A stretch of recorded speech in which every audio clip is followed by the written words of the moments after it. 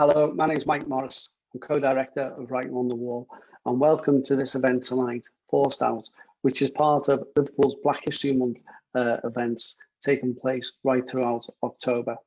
This year's Black History Month, you could argue, is probably one of the most significant that has taken place over recent years, following the killing of George Floyd in America, which sparked the Black Lives Matter movement, and many events that have taken place throughout the world, obviously the US, but also in the UK.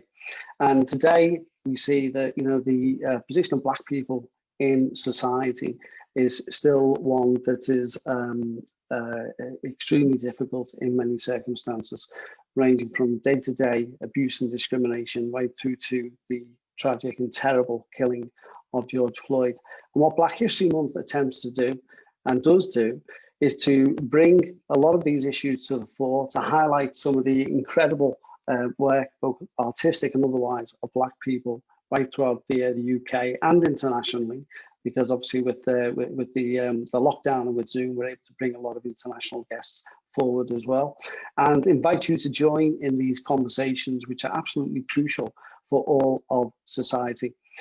We'll talk later about the rest of the Black History Month programme. I hope that you'll join us right throughout October. But for now, I want to introduce tonight's event. Tonight's event is called Forced Out, and the title comes from a memoir by an incredible kind of character, actually, in terms of the abuse that he suffered and the way that he fought back, and that is Kevin Maxwell. Kevin was a detective. He was in the police force for 10 years. And as he said himself, it was his dream job, and he was a dream candidate for the police force. Kevin, being Black and being gay, potentially could have been somebody who could have represented a progressive side in relation to the force, but unfortunately it all went badly wrong, and he suffered many years of entrenched prejudice, of open racism and homophobia. But Kevin fought back, and you'll find out how he fought back and the results of that in the event tonight. And it's an incredible expose, really, of what went on at the time, but also an inspirational, story of somebody who did stand up and fight back, and is here to tell the tale today. And we're very proud to have Kevin taking part in Black History Month this year. Kevin will be in conversation with Joanne Anderson, a good friend of Writing on the Wall. Jo is a councillor for the Princes Park ward in the Toxteth area of Liverpool.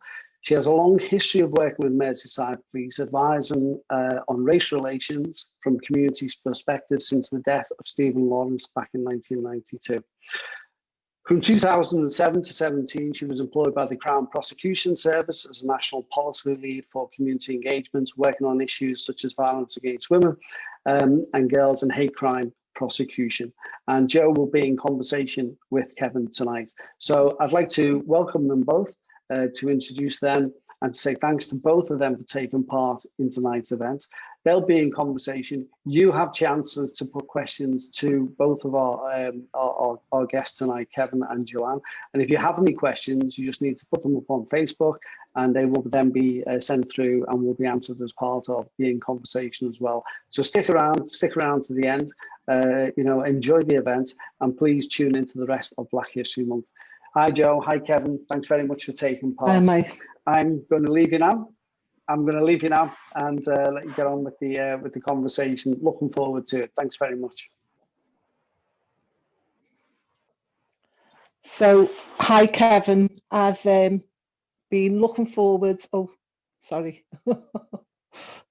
Sorry, technical issue. Hi, Kevin. I've been looking forward to reading your book for a long time and managed to read it at the weekend. You're a local lad, you're from Liverpool 8, and you have this dream of being a police officer, and your dream come true, and you work for Grace Manchester Police as well as the London Met as a detective. Your book talks about your experience within the force and the racism and homophobia that you were subject to.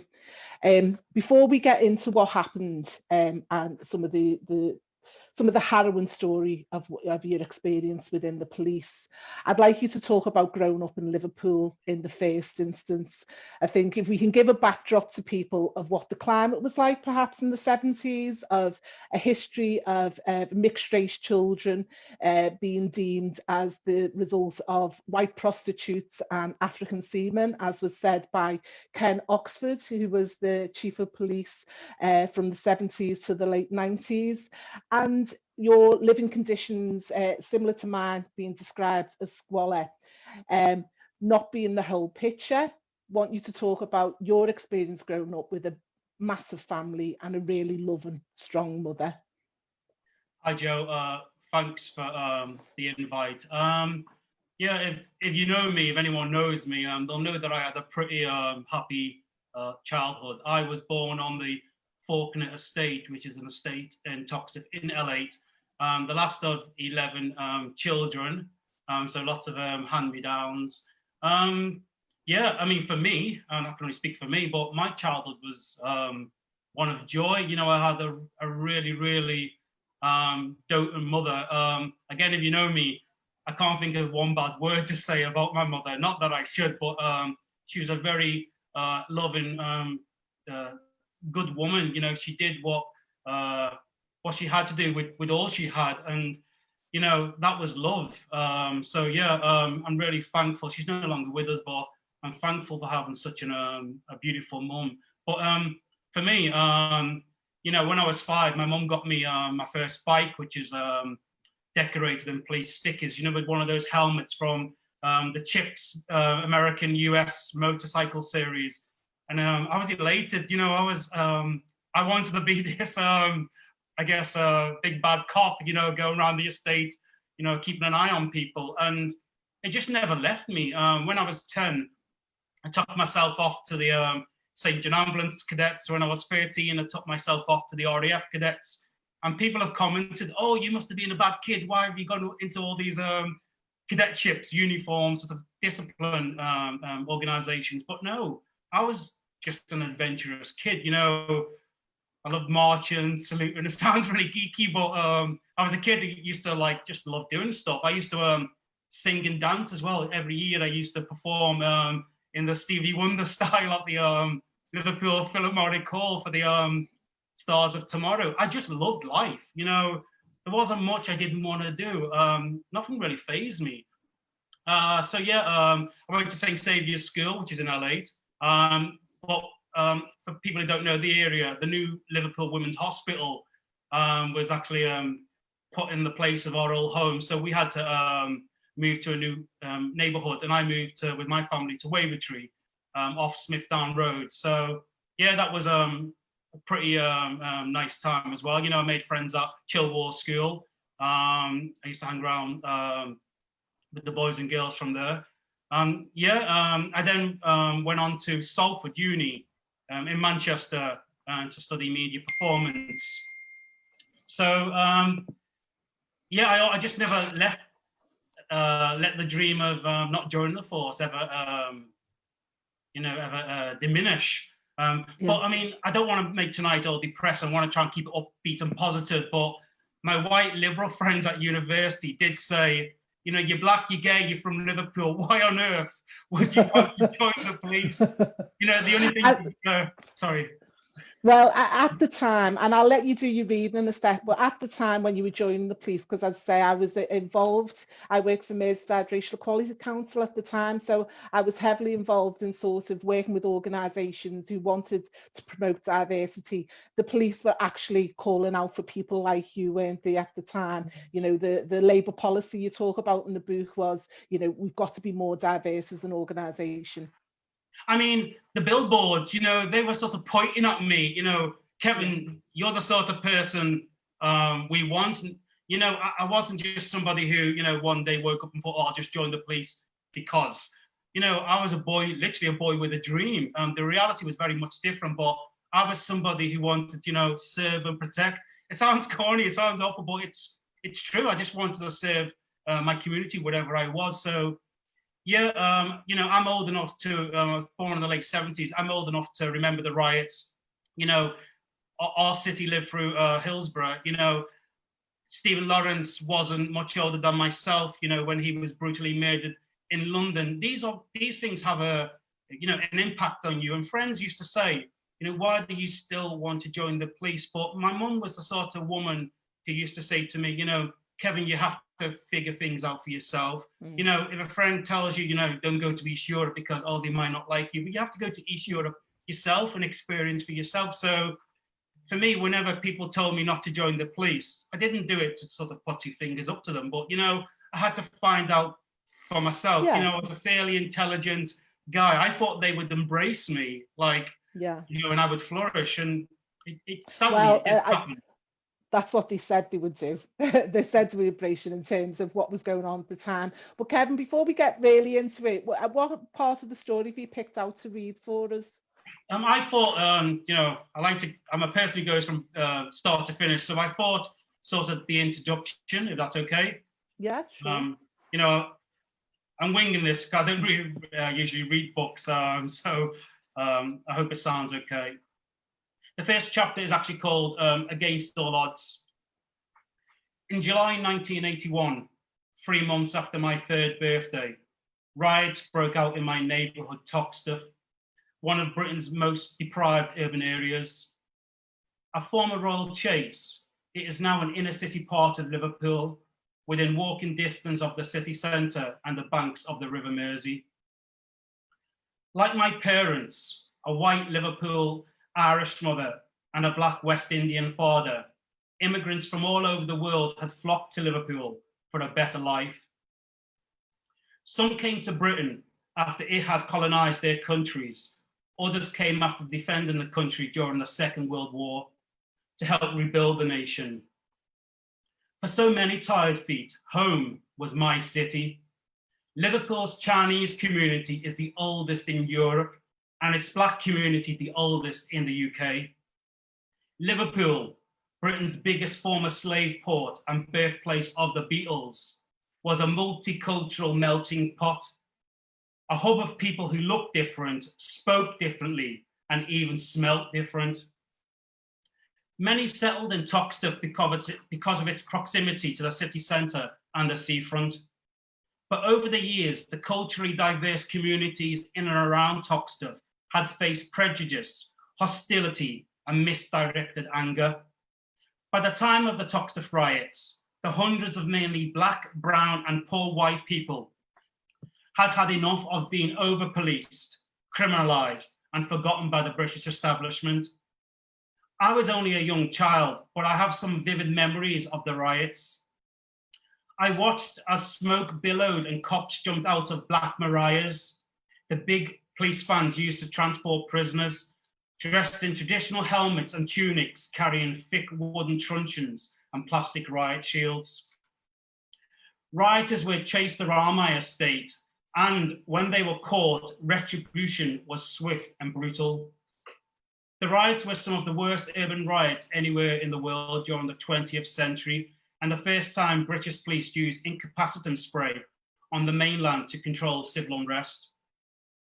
You would have thought that witnessing this so early on in my life would have turned me against the police, like so many other young men, especially young black and brown men growing up in deprived areas, but it didn't. I was born in 1978, 2 months before my mum's 42nd birthday. I was her 11th and last child. She had her own football team and a surprise pregnancy for her and my family. Mum was pregnant at the same time as one of my elder sisters, and my nephew was born a couple of months after I was. Like all of my siblings, I was mixed race. My mother was white with long brown hair and piercing blue eyes, flecked with green. I was a brown-skinned, brown-eyed boy, but I remember being proud when I spotted that we had exactly the same ears. A week after my arrival in this world, I was taken to the family home at 11 Faulkner Place. The house is one of the biggest on the housing estate. It had 4 bedrooms with bunk beds and a garden with 2 swings and a seesaw, which stood in the shadows of 2 enormous trees that rose high above a black wooden fence. We even had a freestanding fruit machine in the kitchen for all the kids to play on, though it didn't swallow the money Mum gave us to put into the slots as there was no lock on the cash box. We weren't allowed to gamble. There was a real community spirit on the Faulkner housing estate, with regular street parties to celebrate national occasions. Adults kept an eye on one another's children. The estate was the backdrop to a very happy, fulfilled childhood. I loved life. I loved my family. I loved my house. I loved my friends. I loved my school. I loved my teachers. I loved church. I even loved my goldfish, Goldie. I adored my mum. I just never felt a lack of love. There's hardly a childhood photo where I'm not smiling. My love of the iconic blue uniform was evident very early on. I insisted that any toys bought for me for birthdays, Christmas and Easter were police-themed Lego. For my 5th birthday, my mum bought me my first bike. It was decorated in police stickers and accompanied by a chip-style motorcycle helmet from the famous American cop show. I was elated. I was obsessed with, seduced by the police force. I was a little boy who wanted nothing so much as to protect and serve.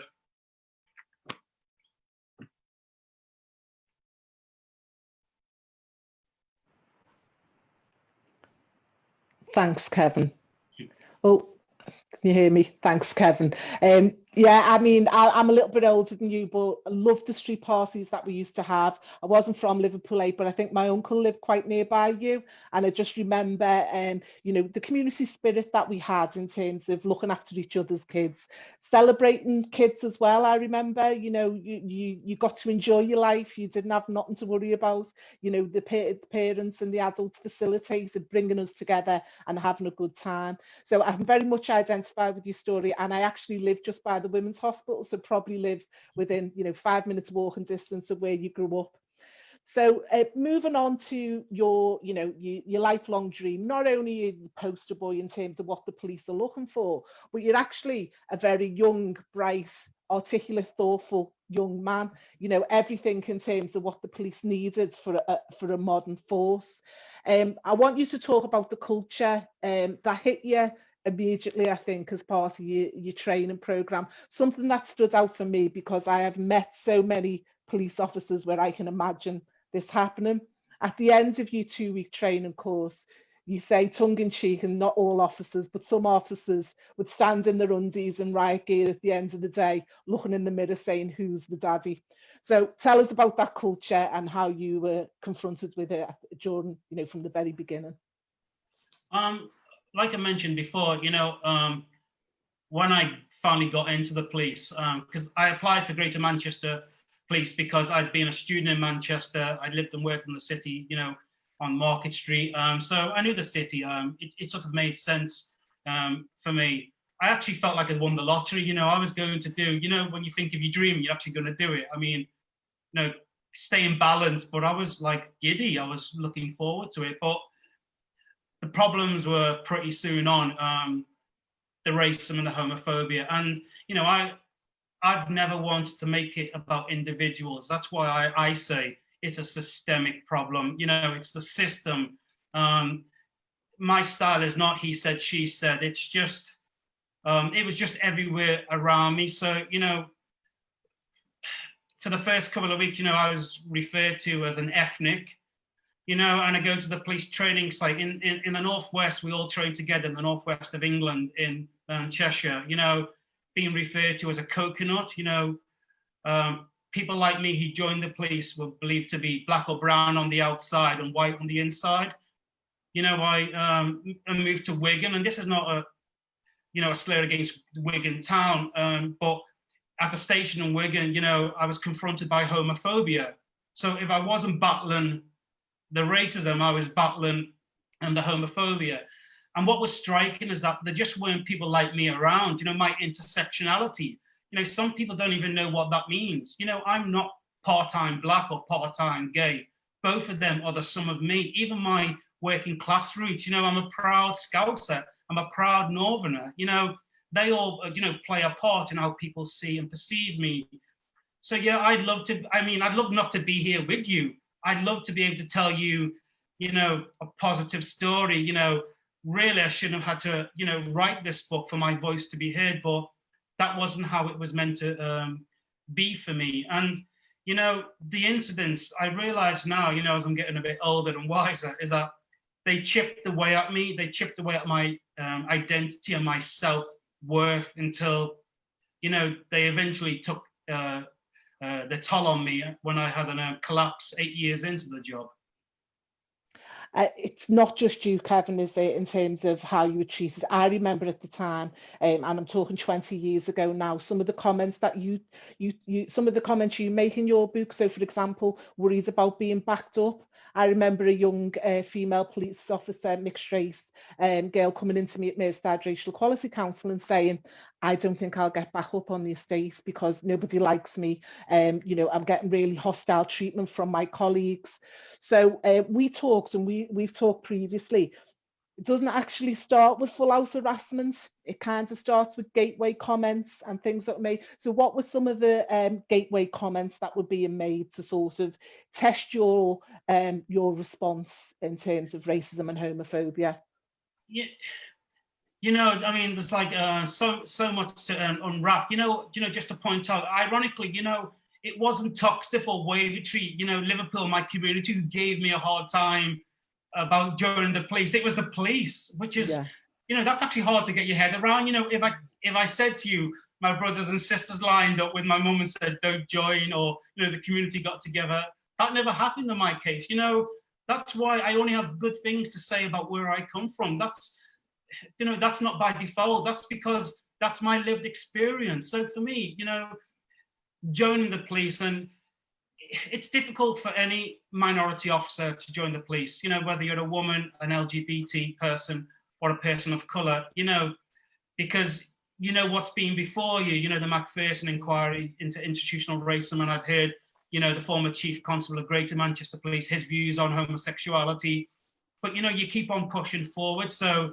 you know, the direct words I heard, i.e. racism and homophobia, I guess there's a part of you where you pretend you don't hear them or let them go over your head. Some you have to confront because they're in your face. But the gatekeeping, you know, with regards to my sexuality, you know, I didn't join the police with a flag saying, hey, I'm Kevin, I'm black and gay and I'm from Liverpool.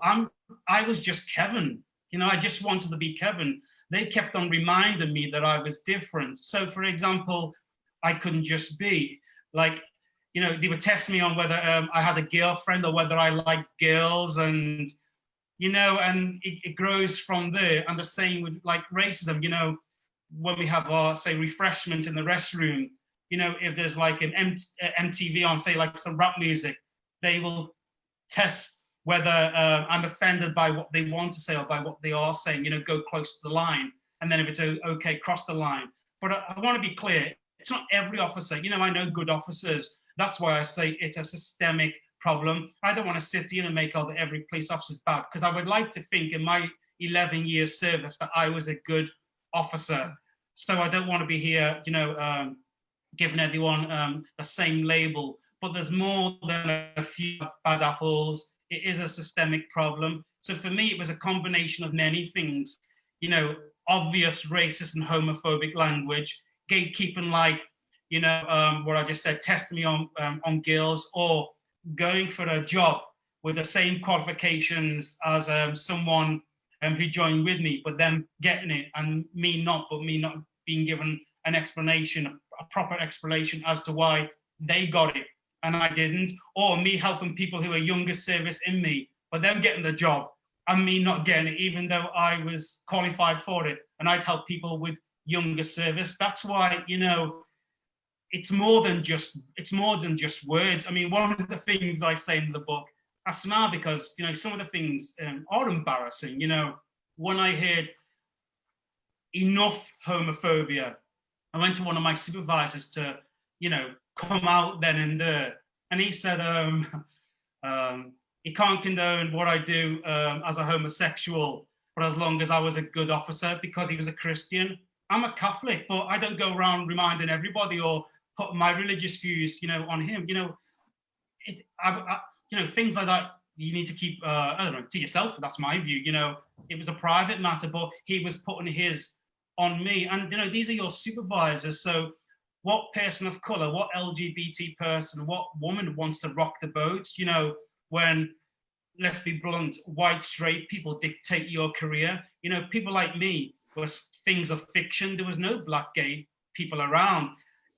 Some units I worked in, I was the only black officer. Some units I worked in, I was the only gay officer. So you can imagine my intersectionality, put them together. To this day, you know, not that I've done a survey, I only know of one black gay officer in the Met, and I only know of one black gay officer in Manchester. That's quite a sad indictment on our society. People like me do exist. It is, and I racked my brains, and I do know of one black gay officer that left after about 6 months. So I was aware, but I racked my brains in terms of my whole experience. But look, someone's just asked about whether you took a grievance down, so we'll get to that in a bit, Kevin. I just want to talk about the systematic problems that you talk about, the very culture of the organisation, and explain to people of why it was institutional. So, for example, my experience of some of the black police officers that I'm aware of, they would complain, and the people who were perpetrating or were discriminating or harassing them would end up promoted, for example. So as a result of complaints of not just yourself but other black police officers, what happened to the people who were perpetrating or the people who were you know, making your environment hostile, how the police dealt with that as an organisation is something that contributes to how the institution works, that would victimise somebody and victim blame somebody who made a complaint, and then would reward somebody's behaviour who's actually being racist or homophobic. So that's nothing to do with the individual, but how the organisation rewards and punishes staff within it. So tell us a bit more about the system.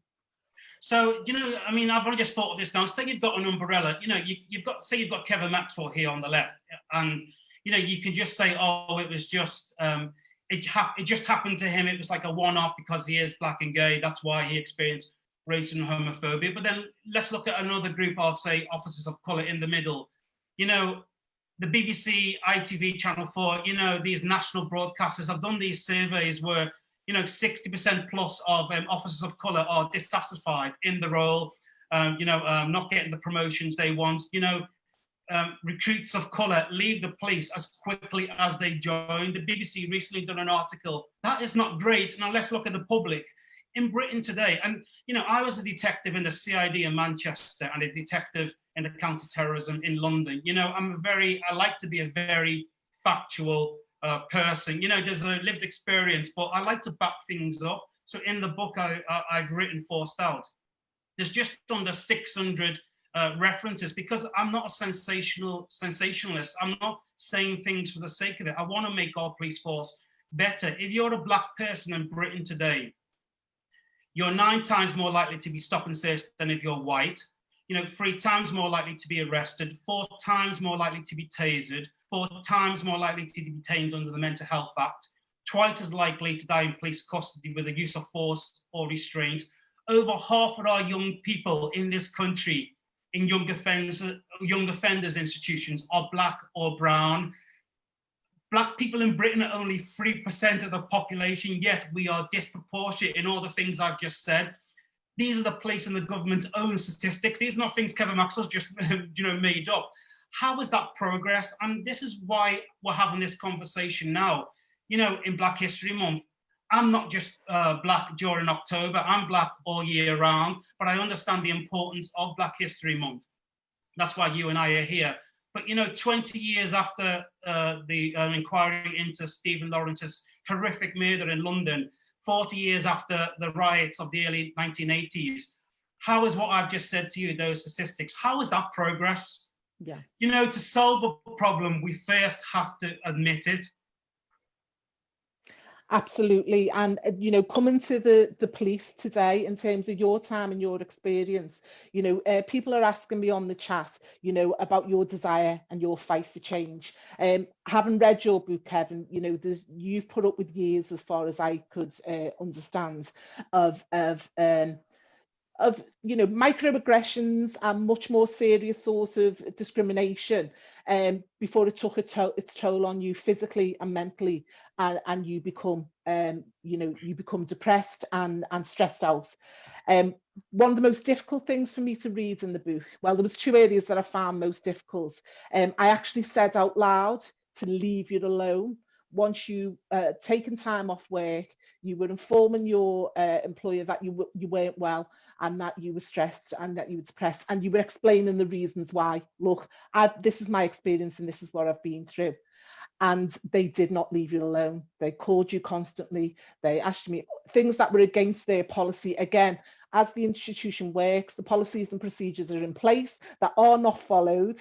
You know, the officer being a Christian has nothing to do with the workplace equality and diversity. You know, it's not relevant.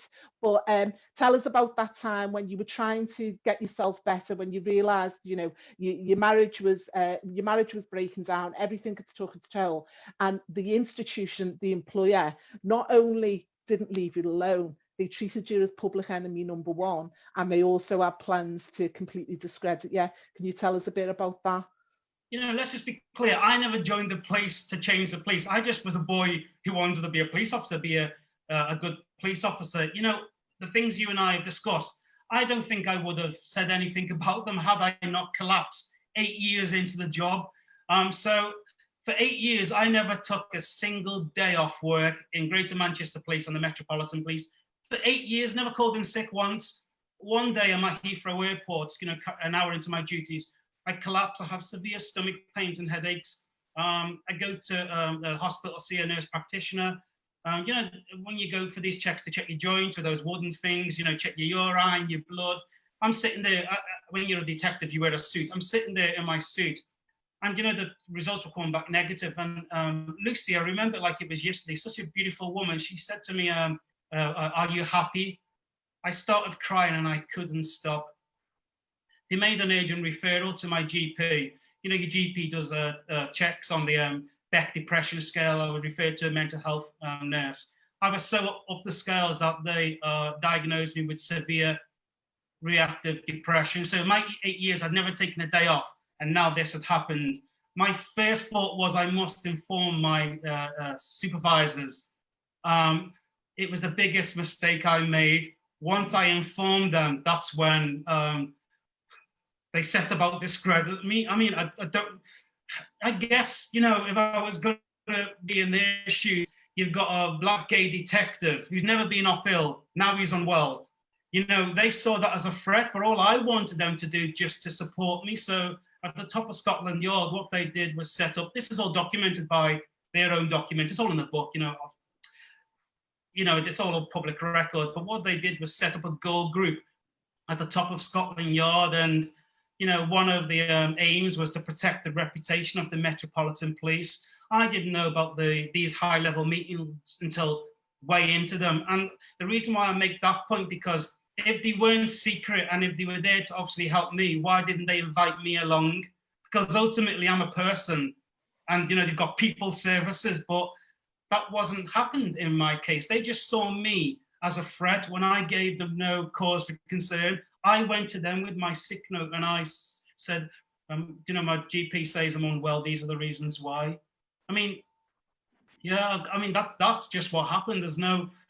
It was as simple as that. That's what's quite sad about this, is that, you know, I needed the help of my employer. And, you know, if you read the book, you know, I didn't get it.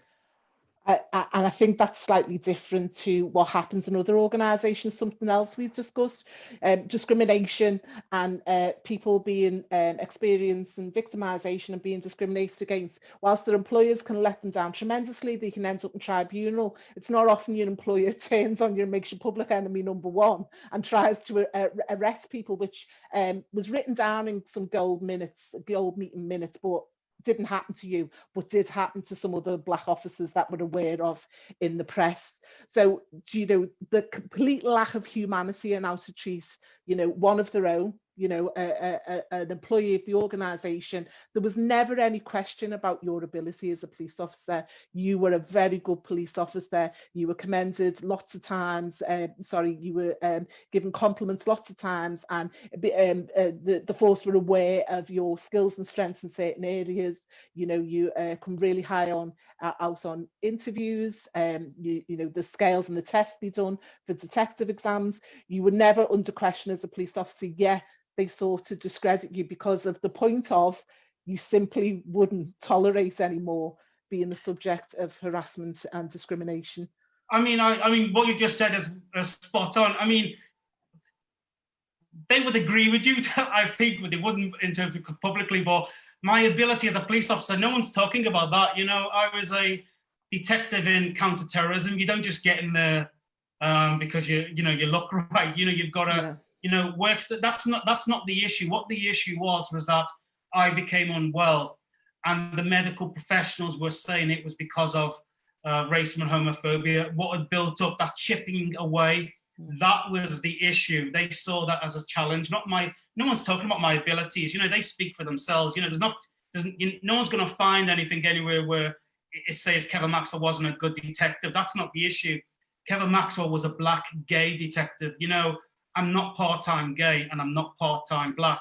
You know, when I leave work, you know, I'm still me. And that was the issue for them, is that they've got this poster boy, let's say, and they didn't know what to do with him. But I was telling them what to do, help me to get better, and I go back to my duties. But like you say, they started harassing me, and that sounds like a big word, harassing me, but this was actually a found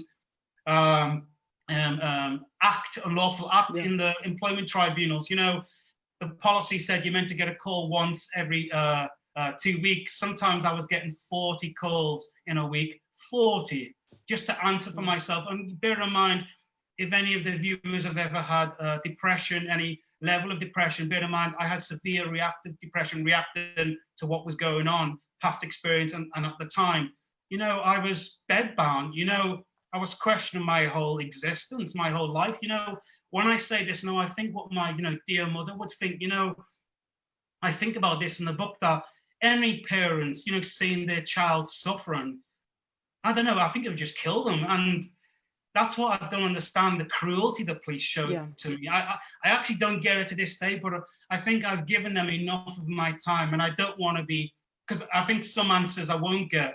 I mean, when I was, you know, unwell, they leaked my private information to a tabloid newspaper. I don't want to name the tabloid on here, but it was a found act of victimization. Well, it doesn't get names up here. It doesn't get bought up here. That newspaper. I mean, you know, put the police to one side. I mean, it was the police, but they're not just things decent people do to other people. You know, treat other people as you would want to be treated. And you know what I find striking is that, you know, all these high-level goal groups with the most senior police officers in the country, not one person said, you know what, this has gone on too far. No, let's stop this, what we're doing. Let's help them. Let's sort this out. If you can bring one person who did that, then...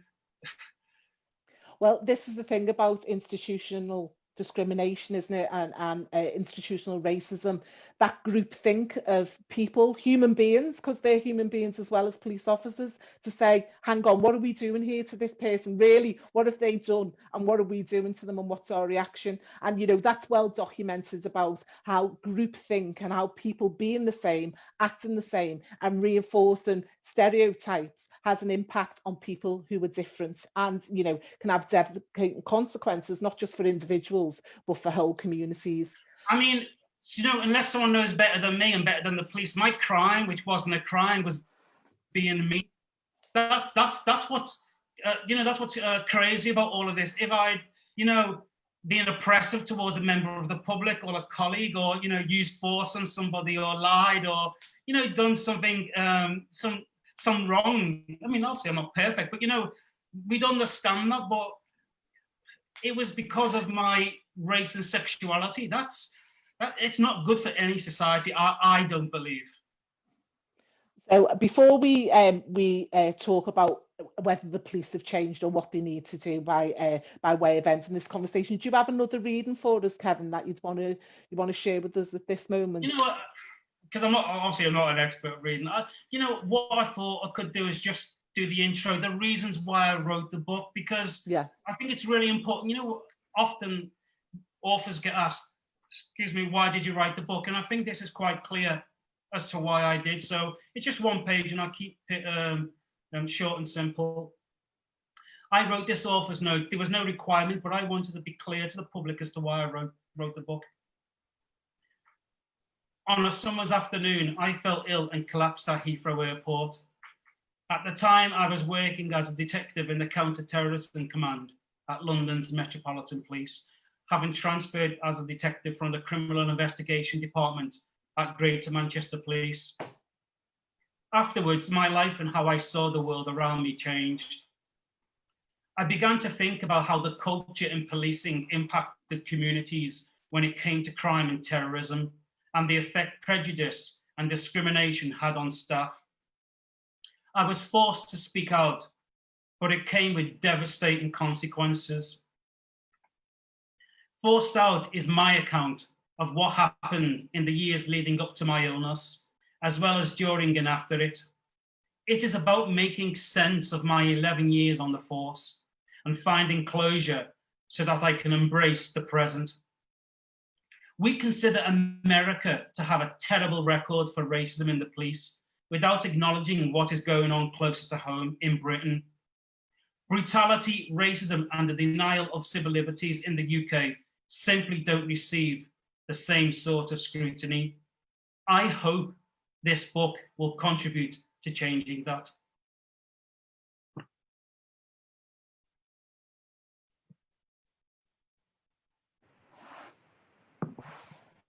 I really want to thank you, Kevin. Actually, I don't think everybody is aware of some of the things that happen. And I think if it's not for the likes of yourself and other people who share their experiences, people don't actually believe that these things happen and think they're not true. I mean, I have people saying to me, but does that really go on today? Is that really true? And when you talk about the disparities, not just in criminal justice, but in all areas of inequality, Black people are disproportionately represented.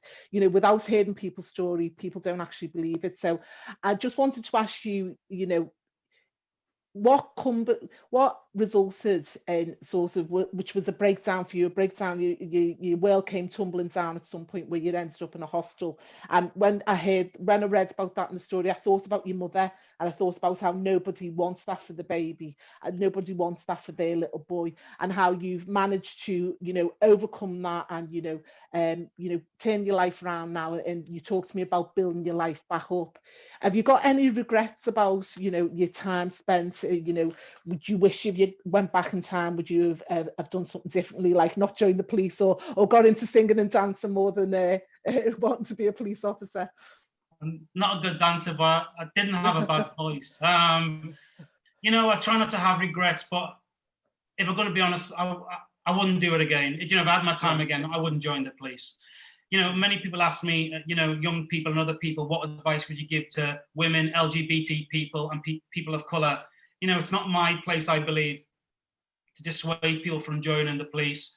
You know, let them join. But what I say is go with your eyes wide open. You know, have zero tolerance to racism, homophobia, sexism, all forms of discrimination. For me, that dream's over. What I'm trying to do now is, you know, day by day, rebuild my life. I'm working on a second book about loneliness and loss, you know, trying to get my mental and physical health back, you know, to where I'm happy with. And the final point is that we've still got a long way to go. You know, despite everything you and I have just spoken about, my well-documented experiences, Black History Month, George Floyd death, Black Lives Matter, you know, just the fight continues for LGBT rights. You know, a guy made a point of reminding me the other day that he was a white heterosexual male, and he said the problem with me is that I had more than a chip on my shoulder.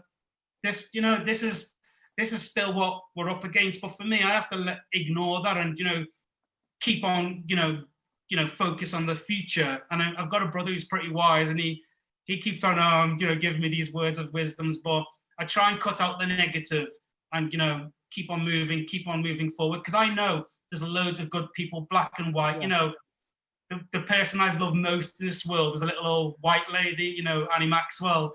And, you know, I've seen so many good white people come out in support of Black Lives Matter following George Floyd's horrific murder. So, you know, for me, I'm trying to turn all the negative into positive without sounding cheesy about it. The thing about Scousers is that we like to keep it real, and, you know, no one likes a smart aleck.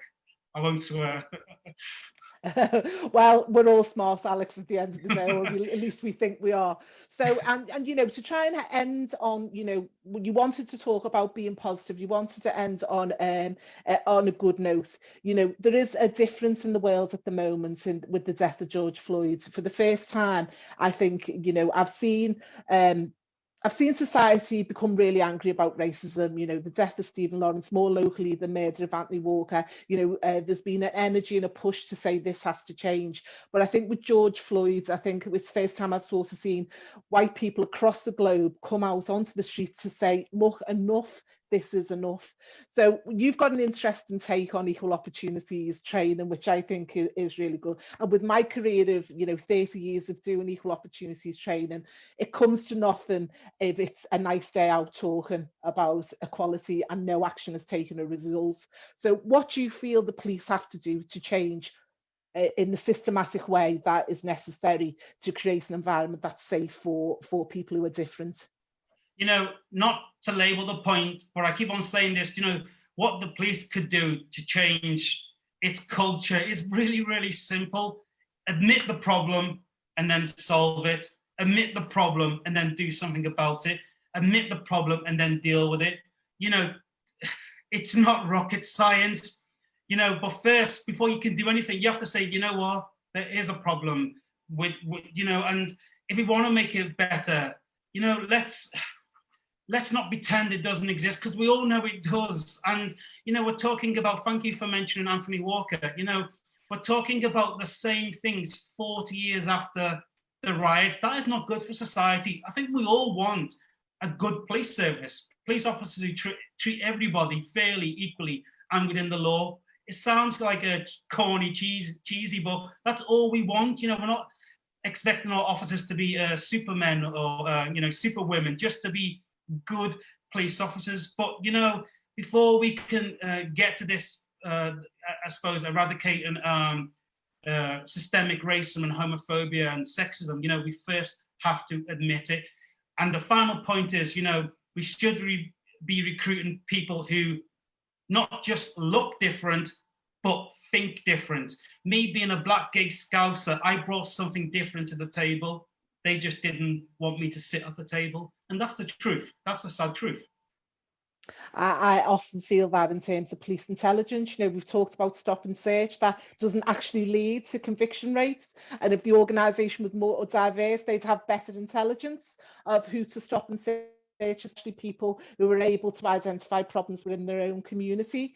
So, you know, in terms of a business case and an argument, you know, it's long documented how the police force will be better. I remember the argument about, you know, women being in the police force, and, you know, police officers, I remember talking at the time, you know, if you're in a situation, you want a big burly bloke to come in, and you want somebody you can feel can take charge of the situation. And then the skills that female police officers can bring in terms of diffusing situations. And so also there's a lot of talk, isn't there, about, you know, the real benefits of being a diverse police force, especially because we live in a diverse society. So in terms of changing, you know, you felt that some of the training kind of put an over-emphasis on minority groups at the time. And for people who didn't have much experience in minority groups, they felt they were stereotyped as a problem. I have a particular issue with unconscious bias training. Unconscious bias training, if people are conscious of their bias, unconscious bias training isn't going to do anything. So in terms of what needs to happen, is it that, you know, action needs to be taken when complaints are made? You know, this reaction that the police have had to destroy somebody because their reputation is under threat. What are some of the things they need to do to tackle the problem beyond training?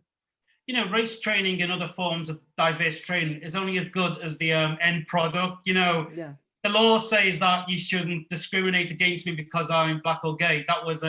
It was found in a court of law that the police did discriminate against me because of that intersectionality. So again, all these equal opportunity policies are only as good as the end result.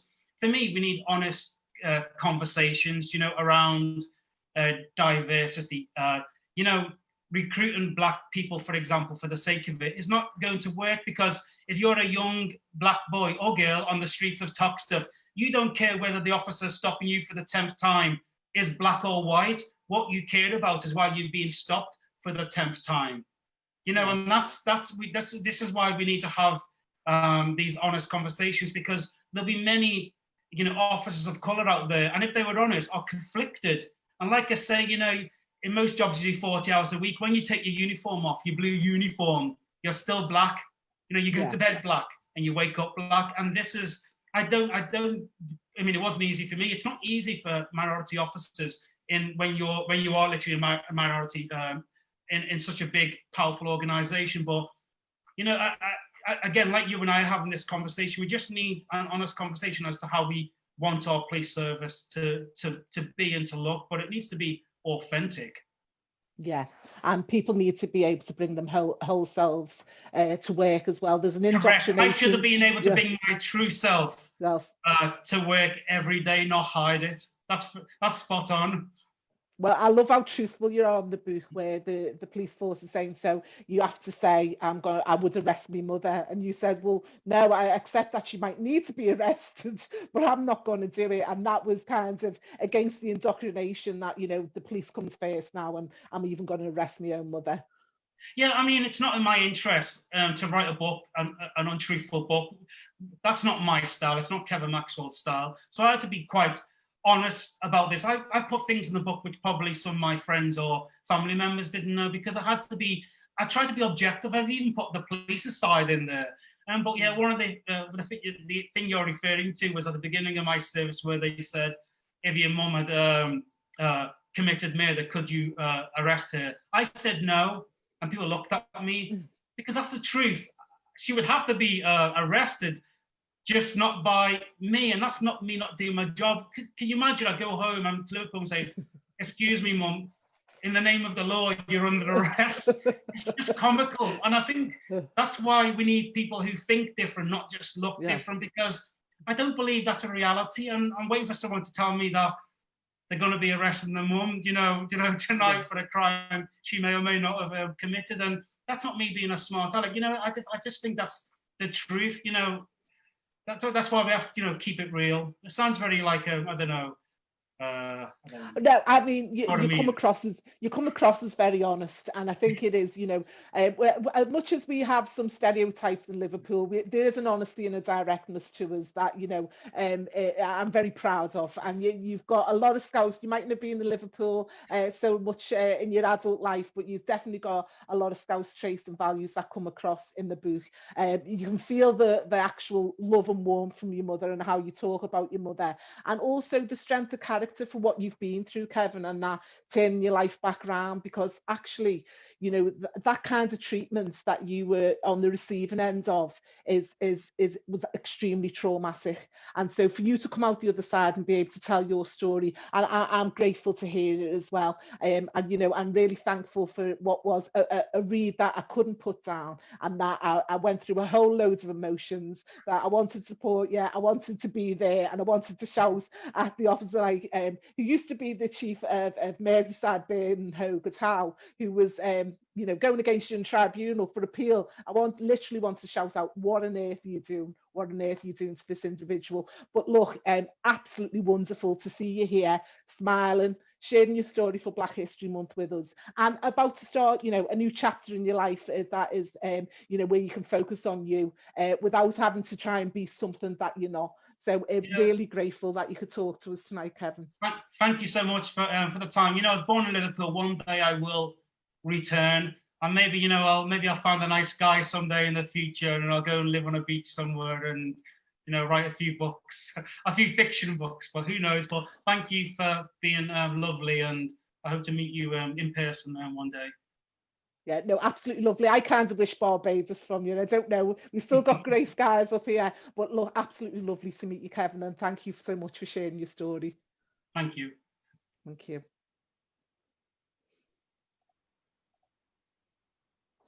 Thank you so much, Joel and Kevin, for that event. That was absolutely wonderful. There's lots of comments and love being shared on the live stream. So thank you so much for that. That was really, really moving. If you are a fan of our work, you can check in for lots more events in Black History Month. There will be a monitoring form in the live feed appearing like magic at any moment now. We don't let you get away without doing a quick monitoring form. That would be really valuable for us, so please do take the time to fill that in. Tomorrow night, we have an event looking at decolonising the curriculum with Lord Mayor Anna Rothery, Dr. Leona Vaughan, Dr. Lucienne Lowe, and Danielle Obono, who is a member of the French Parliament. On Thursday, the 8th of October, we have an event all about athlete activism with Dr. Harry Edwards, all the way, Professor Emeritus, all the way coming to us all the way from University of Berkeley in California. We have John Barnes and we have Emmy Onuora talking about the rise of activism within the world of sport and sports personalities. Next week, looking ahead, we have the amazing Man Booker Prize winner Marlon James in conversation with Irenison Okoji. That's on the 14th of October. And then on Tuesday, the 20th of October, we have Rewriting History, which is a look at some local history and activism that's gone on in Liverpool, chaired by our very own co-director Madeleine Hennigan, with Lawrence Westgaff, Sonia Bassi, Emmy Honora, and Stephen Enzi.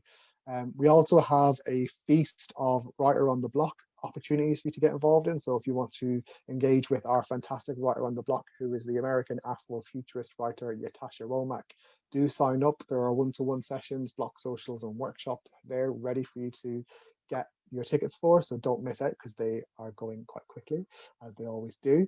Thank you so much for joining in tonight. I just want to say a real big thank you to the Lord Mayor's Fund for allowing us to do our Black History Month programme. This is part of a bigger programme of work, so you can check all the different organisations that are involved and the work they're doing at Liverpool Black History Month. Thank you so much for joining us. We'll hopefully see you either on the block or back at another Black History Month event this month. Take care and enjoy the rest of your evening.